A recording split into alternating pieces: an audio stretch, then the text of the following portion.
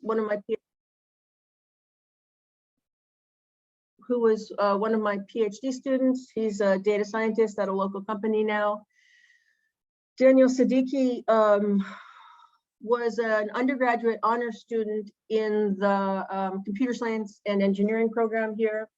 And Boyan Zhang did the master's degree in civil engineering and transportation. And now, even though I tried to get him to do a PhD directly, he's doing a master's degree in computer science with me and still interested in these problems.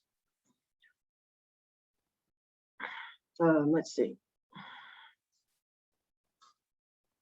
So I'll say a few words about how we got interested in these problems. So, you know, most of my research in transportation, in freight and logistics, with some in communication systems, and then I've dabbled in this or that, but I have never actually studied traffic engineering. We have many excellent traffic engineers here at UCI, and so we sort of specialize.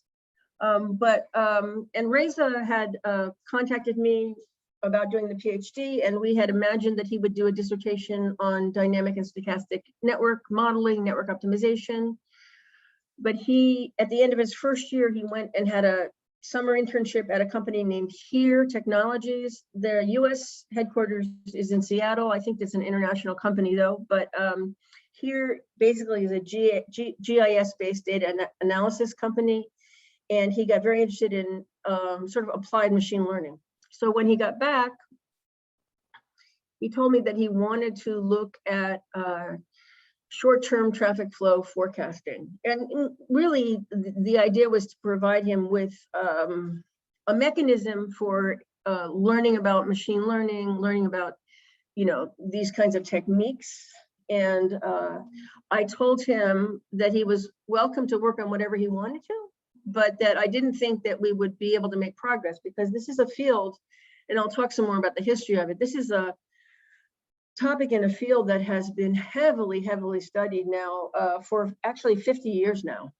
And but he was convinced that he could try out some newer machine learning models and combined machine learning models, and that we might have some good results. And in fact, he worked on this first paper and, you know, got it accepted to a good conference. And then this second paper, which was an improvement on some piece of that work. And so he was pleased enough with this that he decided to focus his dissertation research on this topic, and finally published this paper, which shows kind of all the pieces put together. And okay, so I'll talk about that in a minute. And then Zhang and Siddiqui came to see me about whether they could do their Siddiqui his undergraduate honors thesis and Zhang his master's thesis with me on machine learning topics. And I said, gosh, you know, you're welcome to, but I'm not a machine learning expert. If you want to work with me on these topics, you'll have to work with Reza. And so Reza Asadi pointed out some sort of pieces that he felt were not fully covered in his dissertation research. And this was various topics around imputation of missing data. And I'll show you about, you probably already know this, but I'll tell you about the data and why there's so much missing data. So this is the process for short-term traffic flow forecasting. And maybe I'll give you the bottom line right now. So the reason I'm interested in this topic is because I want to know how we can use it. And anticipatory road pricing is what I'm interested in. So in the future, when we have more autonomous vehicles, or when we have vehicles equipped with intelligence, where the vehicles can make decisions for us because we've told them what our parameters are, they can make decisions for us about whether or not to pay tolls or not pay tolls, meaning to get on a tolled route or not get on a tolled route. And if we can accurately estimate short-term traffic flows, then we can pretty accurately estimate the marginal cost for an additional vehicle on any highway segment or on some specific road. charge those fees. And so that's my interest. How are we actually going to use this stuff in the future?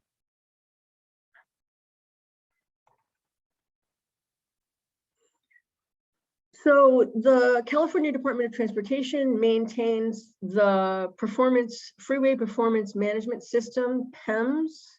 It was developed in the 1990s by researchers in the California PATH program. And the California PATH program was half of a huge US federal government investment in intelligent transportation systems. And those investments were mainly made in the 90s, when we thought any minute now, technologies are going to transform how we drive on freeways and transform the efficiency of transportation systems. Now, I assume all of you drive, and I assume all of you have had the same experience that I've had, that not much has actually changed. Nonetheless, there has been some good that came out, and one of the things which came out of this research program, which has been very useful to many people, is this Caltrans PEMS data. So we have loop detectors on freeways and on and off ramps, and in fact on many surface streets now. And the data are made available to any researcher without asking, right? They're just available online. So this has become sort of the default, one of two default networks for studying traffic flows, for studying incident management and the like. And I just provided, this is the most cited paper on this topic, but if you do California PEMS and Caltrans and PEMS into Google search, there's over 300 published papers which reference this data set just since 2020. So it's very often used. So the loops are notoriously noisy, so they break or they blink out, or there's weather that gets in the way. I mean, there could be many, many reasons why the loops are down, and sometimes loops, it's expensive to get out and fix the loops, so sometimes they stay down for a long period of time. So there's been lots and lots of work on predicting travel times using these data, and also on imputing missing data. Oh, which is why when Regan said he wanted to work on this, I just thought, oh my gosh, what is the hope that we're going to do anything new and have anything to publish about this? But it turns out I was wrong about that. So traffic data is challenging spatiotemporal data, and it's a multivariate time series data with spatial similarities. So clustering generally is a fundamental tool for various machine learning tests. And in traffic data, we want to identify anomalous situations and or anomalous data. We want to do missing data imputation, and then in the end, we want to do short-term traffic forecasting.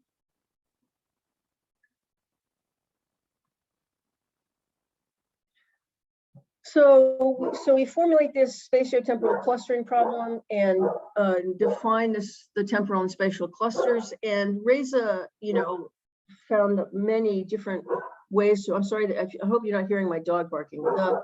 He found many different ways to approach this problem over a couple of years. And I guess the bottom line is that temporal and spatial clusters have meaningful relationships. And the clustering method that he found finds similarities in the traffic data, which helps us to do the prediction. So this gives you a sense of what the layout is of the freeway-based loop detector. So when we say PEMS sensors, which is the middle of this diagram, these are the loop detectors where we get data in the Bay Area of San Francisco. We have the same sensors in Southern California. It's just that the 880 freeway in the Bay Area has become the one of two default freeway freeways that people use to do this kind of analysis so that we can have some comparison across models. The other one is the AYE in Singapore, and I've forgotten what AYE stands for exactly, but that's the other highway that shows up most often in these kinds of analyses, partly again because the data are available and because people like to, have some idea of whether they can replicate. So, okay, so we use using the data for any of these sensors, we can get flow, speed, and occupancy. And we can also look at, multiple sensors, at the same time. And it's most useful to look at adjacent sensors or sensors that are very close in terms of the neighborhood.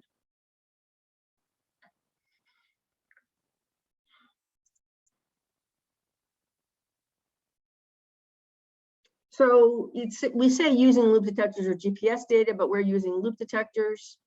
We can identify temporal clusters. So for example, in C4, we can see a single direction of movement.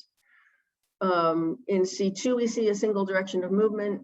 And in most cases, that's what we're looking for. In some cases, we can have these turnaround times. But anyway, we look for temporal clusters, and then we look for dynamic spatial clusters.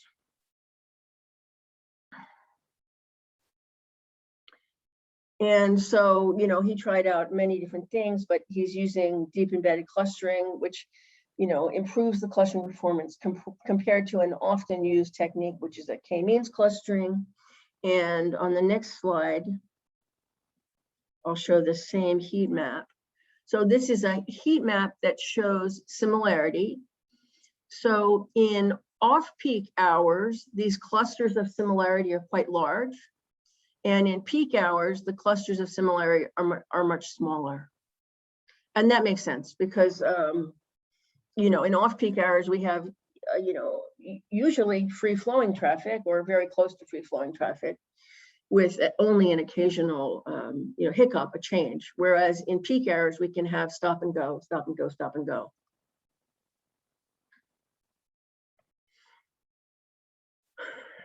And then, so I'm going to talk about the imputation of missing data very, very simply. But as I said, the loop detectors they can be turned off. They can have problems due to weather. They can have, they can just wear out and have not been replaced. So if these are different sensors here, and we have some data over time and gaps in the data, then we need to find ways to impute the missing data using information that we have about the sensors in the neighborhood.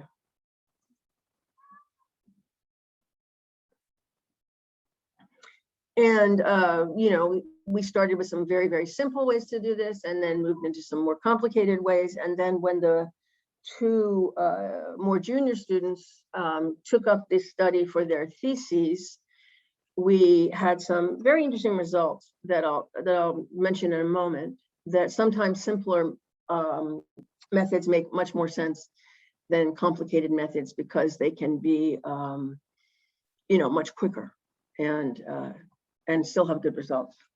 Okay, so in a short-term traffic prediction model, we have an input. I think here it goes. We have an input of a previous time window or a current time window, and then we want to predict what happens in the next window. And just for your information, we look at 5 minutes, 15 minutes, 30 minutes, and so on.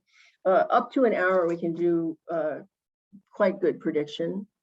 But of course, obviously, the shorter the period, the more accurate the prediction is.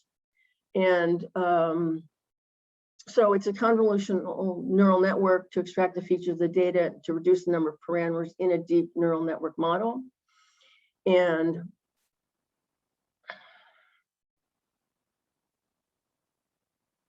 this is what the full framework looks like. Although I should say that after this was finished, as I said, those 2 other students went back and made some changes in the piece that does the missing data. And we have not put all those together. We've not published them yet. Reza has a good job. It's hard to get students who have good jobs to finish up their last few publications. It's not a complaint, just an observation. But this is the basic framework. And we find a result which is very helpful. So the result we find is that, and I'll show some of the results in a moment, but the result we find is that the proposed model, and we looked at many models, again, I'll show that in a moment, the proposed model can have much better performance during peak hours than off-peak hours. And that's very good news for us because we don't really care about the performance in off-peak hours. If we want to use these forecasting models to calculate real-time marginal costs, then we only care about the peak hours. We only care about the congested hours, because in off-peak hours, there's no marginal cost. In off-peak hours, you just assume that anybody who wants to enter a link will enter a link at no cost, at no additional cost. So maybe let me go to the next slide first, and I'll come back to this one. So instead of what? So as I said, these models have been around, both the prediction models and the missing data imputation models have been under study for, I don't know how it happened, but 50 years, right? So Dinos Gazis, who lectured at the University of Texas when I was a PhD student there many, many times, was one of the sort of fathers of traffic flow theory, of practical traffic flow theory anyway. And so he had this paper from 1971. There are hundreds and hundreds, thousands of papers on the same topic since then. I just threw up a few of the sort of, most popular ones. And so, people have been using different kinds of models depending on what the sort of state of the art in statistics is. And now we call statistical analysis of large data machine learning, but there have been statisticians working on these problems for decades. So compared to what? So there's good evidence that deep learning models, convolutional neural network models for these problems are having very good performance and are outperforming the time series models, which have been around for a long time. And it's not fair, obviously, to go back and compare against the one from 1971, but even the more recent ones. And so lots of people are working on these models. So Reza's dissertation research, part of it was looking at some very silly baselines, right? Saying, let's take the current value and assume that holds in the next period. Another pretty much equally silly model for peak period estimation, which is just looking at the average numbers, which in the US, all the traffic management agencies have, but they're known to be terribly, terribly inaccurate. And then looking at individual state-of-the-art neural network models, so multi-layer perceptron, deep belief network, long short-term memory, and then convolutional neural network. And then the proposed models are looking at ways to combine these. And these are error values, so we want smaller is always better. And in the end, what Reza found was that you get a lot of substantial bang for the buck moving from, a simple model to a somewhat more complicated model, but the payoff gets less as you get more complicated.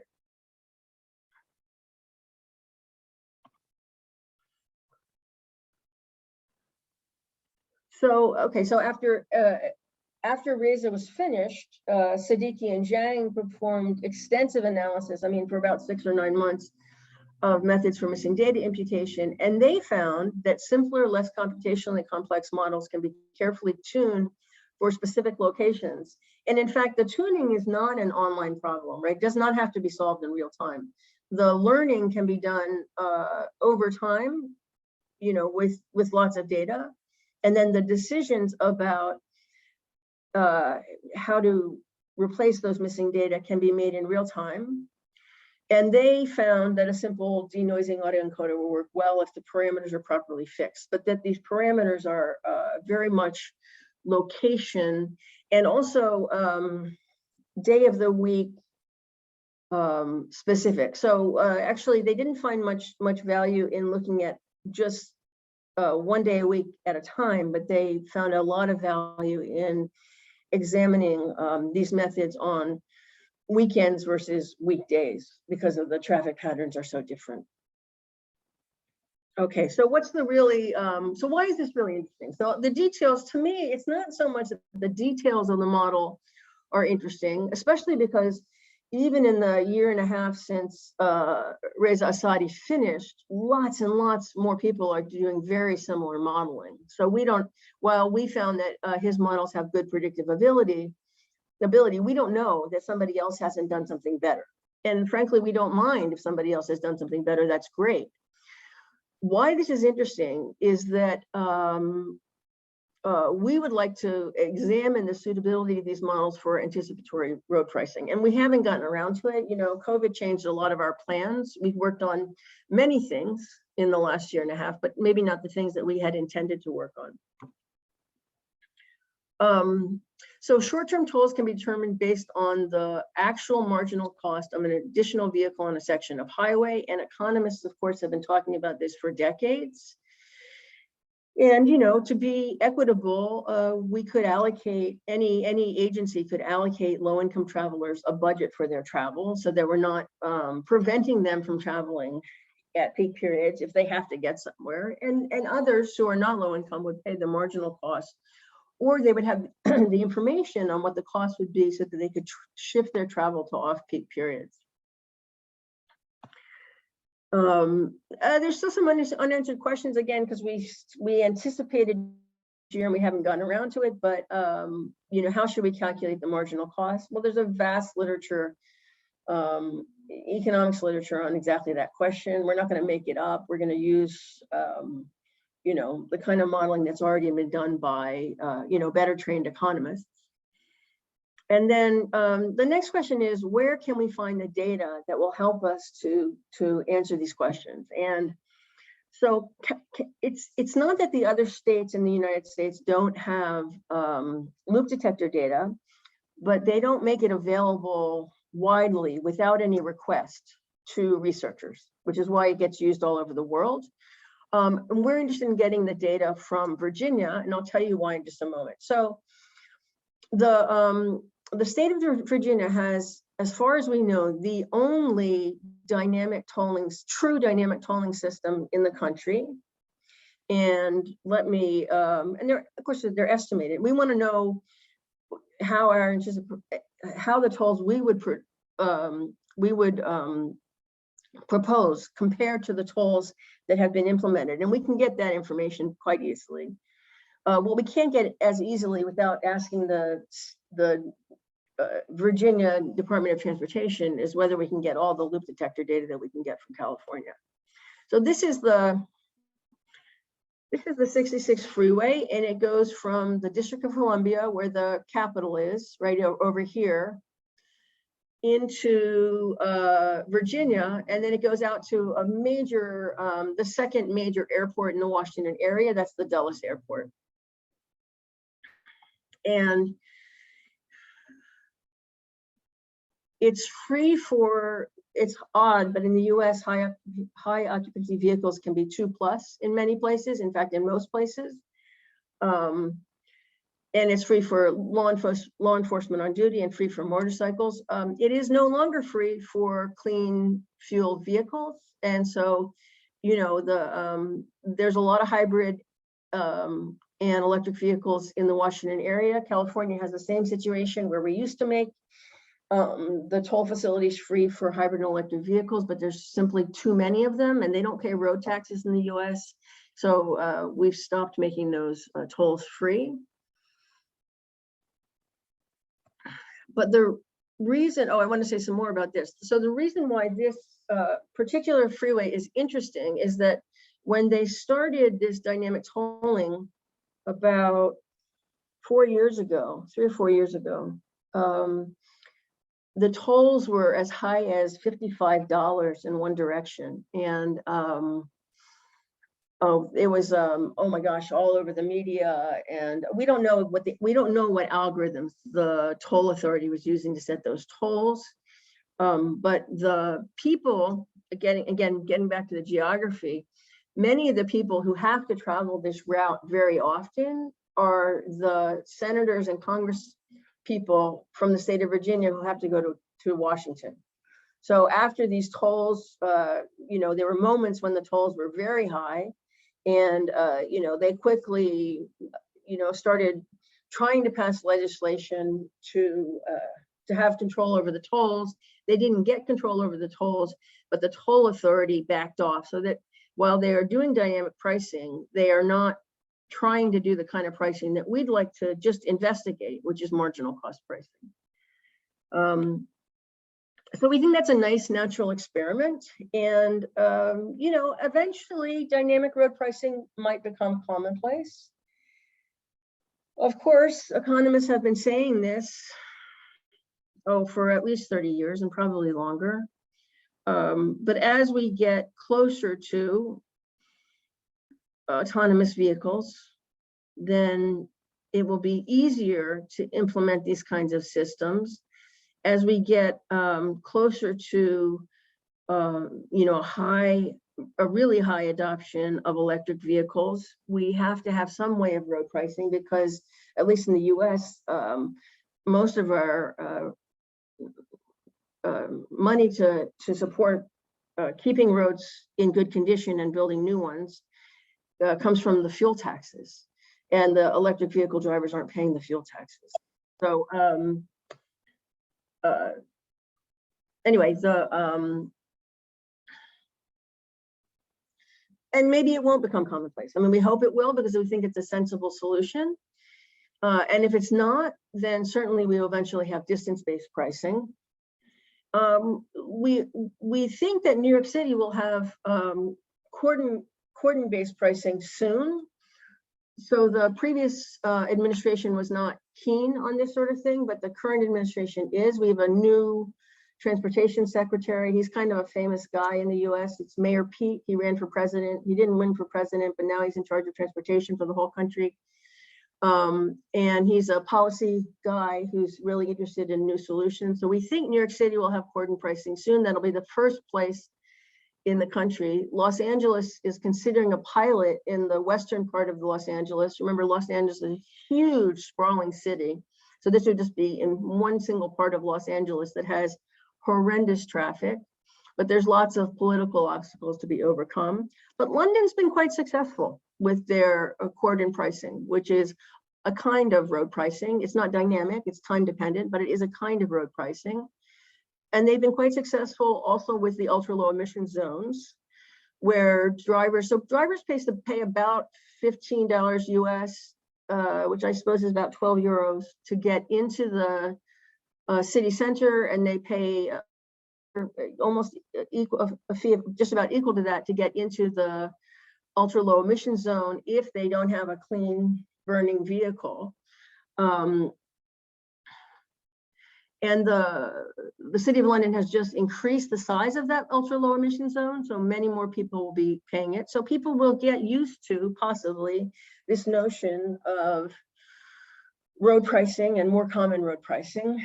And most people, if you've been to London in the last decade, would argue that it's been terrifically successful. The streets are cleaner, the streets are safer, it's possible to breathe, but there are always unintended consequences. So in London, the main unintended consequence is that restaurant workers and people who work in bars who are not, you know, high income have to leave those jobs when the tube is shut down, and when there are very few buses. So some of them are forced to drive into the city center and pay these high fees, which puts them at a huge disadvantage because they're already in, relatively speaking, lower income jobs. So so I wonder, I don't know if you have examples of what's going on in road pricing in your own neck of the woods, but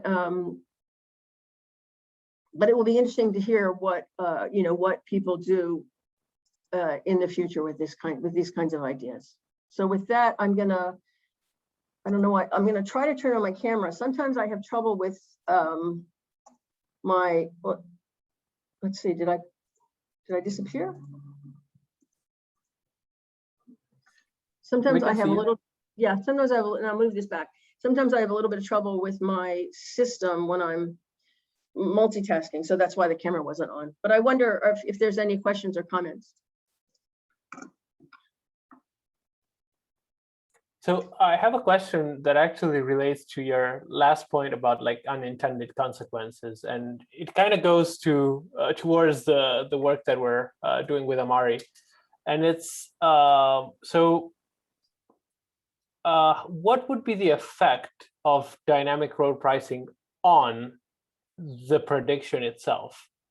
Because I can imagine that if the prediction is optimized for like the standard road pricing, if you change the road pricing and the incentives, then you would have to change the prediction and you would have to kind of close the loop. Yeah, so this is a great question. So there is this feedback loop that that will have to be addressed, that we haven't quite addressed yet. But you're right, absolutely, 100% right. And getting back to the last speaker's talk, there is probably, I'm not an expert in game theory, but there probably is some game theoretic aspect of this as well. That so I'm going to stop sharing to make sure that I'm actually, you guys can see me. So one of my other PhD students is working on matching markets, various kinds of matching markets, and so he took a look at this problem, and he believes that we can come up with a matching market way of allocating the space in the roads that can't be gamed, but we won't really know that until some of this is implemented somewhere. So yeah, there's probably many unintended consequences that will have to be addressed. And I had another curiosity that goes into a completely different direction, because I've been doing quite a bit of work on bike sharing systems in cities, and they're actually like finding the ways to move the bikes to the correct spots so that they match the demand is a pretty it's an important problem. And so would some of the methods that you use for predicting traffic in highways work also inside cities and for different systems such as bicycles instead of cars? Or is there like any specificity towards like cars on highways? Well, okay, so there's some specificity because of the data, how the data comes to us, and we don't have as good data about bikes. Now, I read something, oh my gosh, I read something just in the last 24 hours, and I can't remember what it was, that made the argument about these bike sharing systems, that although they appear to be clean, that in some cases, the redistribution efforts, which happen in trucks or small trucks, right, happen in vans or trucks, can add more emissions to the network than we're taking out by using the bikes. I don't know if that's true or not. It must have been a review. Oh, I know what it was. It was several of us were reviewing a paper about the bike sharing system in Singapore. And I was reading, because this was a third review, it's going to get published. Because it's a third review, I was reading other people's reviews. And one of the other reviewers, who is anonymous, of course, was making this point that sometimes these redistribution systems can in fact be expensive and polluting. Because you don't use the best vehicles that you can for these redistribution systems. You use a bunch of old trucks that have been sitting around unused because you don't have huge resources to spend. Is that the kind of thing you've thought about? Yeah. Like one of our works actually with Andrea, who is also here, was on trying to use incentives for users to essentially rebalance the system themselves and change the demand pattern instead of using the trucks. Because the figure that we found, which I think came from the Denver bike sharing system, it's the only figure I could find, was that rebalancing costs like $1.50 for each trip. So each trip with the bike sharing system is actually more than $1 for the system. So it's pretty expensive.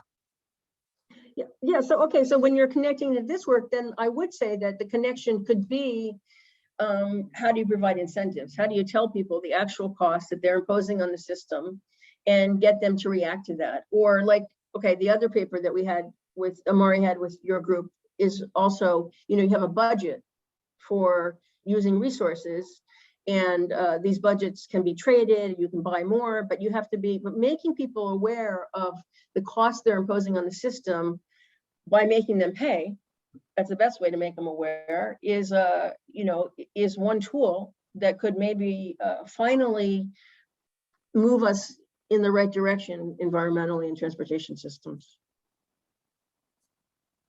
I don't know if there are any other questions. I kind of took the floor here, but it's a topic I'm very interested in. So yeah, the floor is open if anyone else has questions.